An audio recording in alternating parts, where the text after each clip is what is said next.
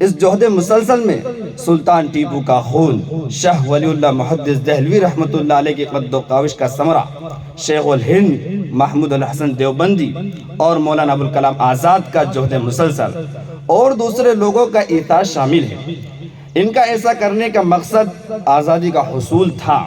جی وہ آزاد ملک جس میں آج ہم آزاد سانس لے رہے ہیں۔ 15 اگست 1947 یہ وہ مبارک دن تھا جس دن ہندوستانیوں کو یہ آزادی نصیب ہوئی۔ ذرا سوچئے، اگر آج یہ آزادی نہ ہوتی تو ہمارا کیا حال ہوتا۔ ہمیں اپنے وطن سے محبت اور دلی لگاؤ ہے، اور جنہوں نے اس کے لیے اپنی قربانیاں دی ہیں ان کے ان احسانات کو ہم کبھی بھول نہیں سکتے۔ میں آج آپ سے کہنا چاہوں گا کہ ہمیں اس ملک کا قرض ادا کرنا ہے۔ ہم کو مولانا آزاد، ڈاکٹر بھیم راؤ امبیڈکر، سر سید احمد خان، شاہ ولی اللہ، شیخ الہند، شیخ الاسلام بنانے ہیں۔ محترم سامعین کرام، 15 اگست 1947 کو ہمارا ملک بھارت بیش بہا قربانیوں کے نتیجے میں آزاد ہوا۔ ہمارے برادران وطن جب آزادی کی تحریک کا ذکر کرتے ہیں تو گاندھی سے شروع کرتے ہیں اور مہاتما گاندھی پر ختم کرتے ہیں۔ گویا 1908 سے شروع کرتے ہیں اور 1947 پر ختم کرتے ہیں۔ اگر بہت غیرت دلائی جائے اور واویلا مچایا جائے تو ضمنی طور پر طوعاً و کرہن مولانا ابوالکلام آزاد کا بھی نام لے لیا جاتا ہے۔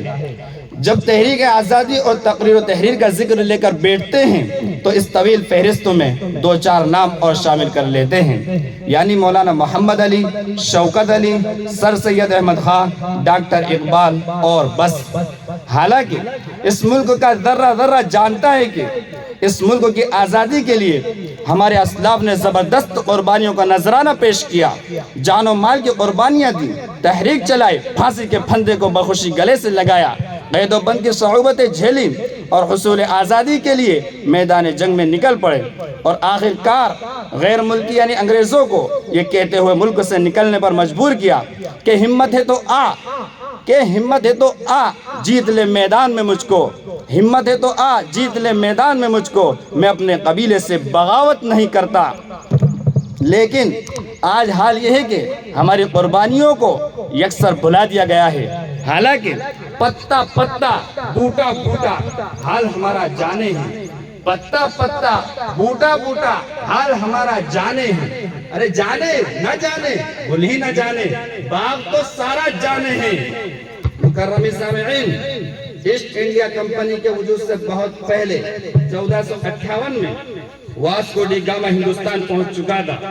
اس نے ساحلی علاقوں پر بحری قزاقوں کے ساتھ مل کر اپنے پاؤں جما لیے تھے۔ گوا، دیو دمن، ہگلی، کوچین وغیرہ میں ان کی آبادیاں ہو گئی تھی۔ ان علاقوں میں اہل یورپ کے مظالم برپا تھے، اور یہ کہنا غلط ہوگا کہ ہندوستان ان مظالم سے بے خبر تھا۔ ان فرنگیوں کے خطرات کا احساس نہ ارباب حکومت کو تھا اور نہ وفاداران حکومت کو۔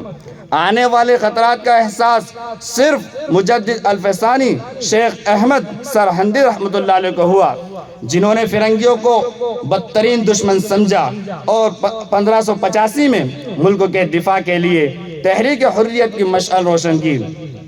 اس کے بعد انگریزوں نے اپنے اقتدار کو بچانے کے لیے ڈیوائیڈ اینڈ رول کا اصول اپنایا اور مسلمانوں کے درمیان خانہ جنگی کروا دی۔